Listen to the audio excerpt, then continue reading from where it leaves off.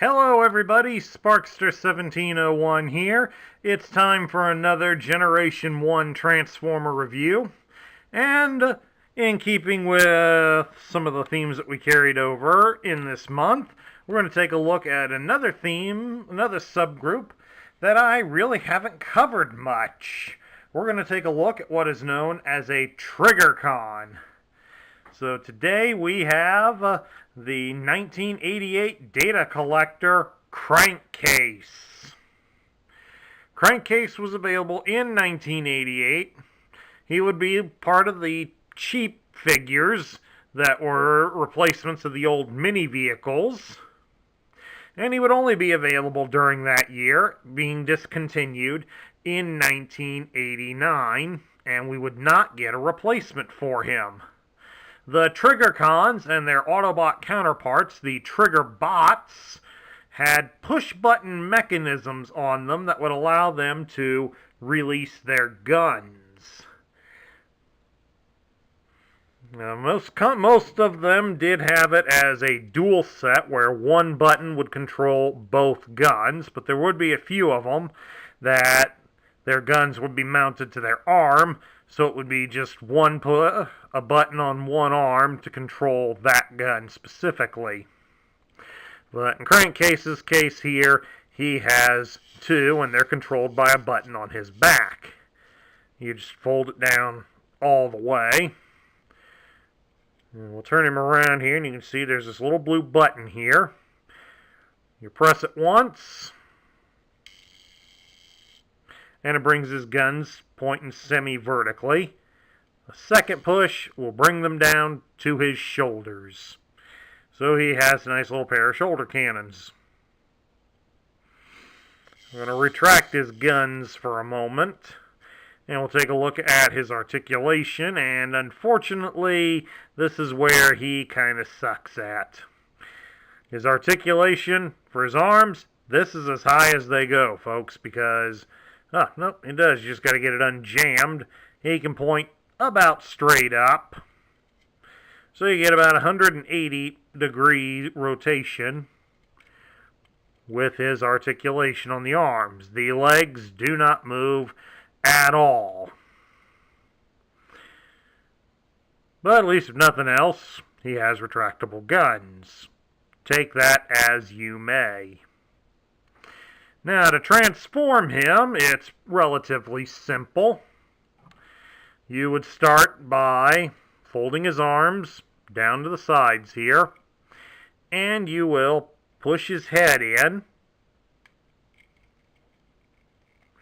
It's supposed to go straight down. You got to kind of be careful with that. Sometimes it doesn't want to go straight. Then you're going to grab his back piece and rotate it all the way around, face the opposite way, and then you shall push his legs in. The benefits of seeing this recorded. Good smack. And there you have it, folks. There's Crankcase in his alternate mode. Some sort of off-road vehicle. It's hard to exactly say what he is. He's just some sort of four-wheel drive vehicle. Thanks to the plastic wheels that he has, though, and he does have enough body clearance that he does roll pretty good.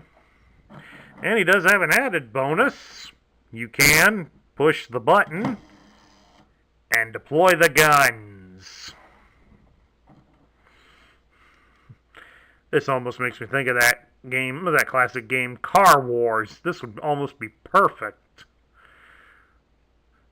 I mean, who wouldn't want a four-wheel drive vehicle? It's got a couple of cannons sticking out of the front. Oh, come on, seriously, folks. How many of you out driving on the highway haven't thought it yourselves? Sorry to adjust the light on you there, folks. We're losing a little bit of our daylight here. Anyway, Crankcase here has no accessories, but I do want to mention a brief bit of trivia about him before we get too much further. Crankcase has made modern appearances in Transformers. He was one of the dreadlock sporting characters in Dark of the Moon. Take that as you may. That depends on your opinion of Michael Bay and his movies. The less said about it on this channel, the better. Moving right along, we have his card backer. It's not in the best of shape, but at least we got it. And I like the picture of him here. Looks a lot cooler than how he actually looks, because as you can see, too much of the back of the part of the truck shows up on him, but I also like the fact they put in they got the green eyes painted on him. Because you take a real close look here, folks. You see any eye paint on here? No, you don't. Move those out of the way so you can see it better. They just painted an orange face. They couldn't be bothered to put green eyes on him. Yeah, you should say that to him too, Crankcase. Couldn't even paint eyes on you. How pathetic is that? But we'll turn around to the back side, and the first thing that you will notice is that it does not have the mural that they showcased on the toys. Obviously, they didn't have room. Maybe if they shrunk some of this. Oh well, who cares? You saw it the other week with Flame Feather, and you have seen it before. Start with the instructions, shows and explains how to work the trigger mechanism, and then slowly goes into transforming him, including how to get him to get the weapons to pop up here in robot mode, and lastly, how to put his stickers on. It was amazing at this point they were still putting out some that had stickers. Those were starting to get rarer and rarer. And down here you have the barcode. I noticed that they put it as plain generic TriggerCon instead of Crankcase. And as you can see, he was worth half a robot point. Turning it over here to the side, we got a nice picture of him. It's the complete version of the one on the front of the package. It's all done up in purple to say he's a Decepticon. It even says it above the picture. It lists his name as Crankcase and gives his function as Data Collector. His motto is, "Things are never as good as they seem. A wheezing, whining ingrate, as welcome as a rash of rust rot. The worse things get, the happier he is. Enjoys complaining about everything. Equipped with vast memory storage capacity and shell-resistant armor. Also equipped with infrared probes that penetrate and analyze enemy circuitry. Armed with 2 high-impact laser blasters and a distortion modulator that scrambles enemy cerebro impulses." So you can shoot at them and scramble their brains at the same time.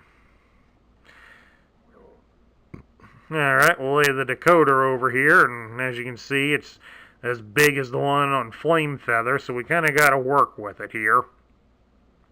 It lists his strength as 8, his intelligence is 6, his speed is 3, ick. His endurance is 9, his rank and courage are 7, his firepower and his skill are 8, so he's got some fair stats. I mean, he's pretty strong, he's got some good firepower, he's pretty good at his job, but, ooh, that speed stat. Man, that is disappointing. But of course, what do you expect? He's an off-road vehicle. If we knew more about which specific one he was, that could be leading to some colorful jokes. But we don't, so moving on to my thoughts. What do I think of Crankcase? I don't think he's too bad. He's certainly not top-tier material, because this toy is pretty pathetic looking. They especially have the gripe about the fact that they couldn't be bothered to paint the eye area of the toy. That just screams lazy in my eyes. His function as a data collector, I can somewhat relate to. As an administrator, I also handle with a lot of data entry and collecting on a daily basis. So I'll give him some points for that. At least I can relate to him that way. The More Than Meets the Eye guidebooks explain most of his whining and complaining and depressive mood as more a ploy that he uses to keep the other Decepticons from bothering him as much. By being famous amongst their circle as a whiner and a complainer, it usually gets them to come in, ask what they want, and go away to wait on him to get things done so that they don't have to listen to him. So that's an interesting ploy, although I would certainly not recommend any of you trying this at your present job unless you have something to get another one lined up. As for where I would place Crankcase, I think he deserves a spot in the middle tier. Meanwhile, a data collector is certainly not an essential component for an army. He is something different, and while the off-road vehicle isn't too much of something that the Decepticons don't already have, the attack mode for it certainly does add some extra play features to it. So I would definitely say he's a middle tier character. Not much better than that, but he's certainly not one of the bottom tiers. And that concludes my review of the Generation 1 Decepticon Data Collector Crankcase. If you liked the video, please thumbs up it here on YouTube. Hit that subscribe button down below and join the cause. Like this video as well, and please share your thoughts in the comments section down below. Tell me your thoughts and opinions of Crankcase. This is Sparkster1701 saying I will catch you all later.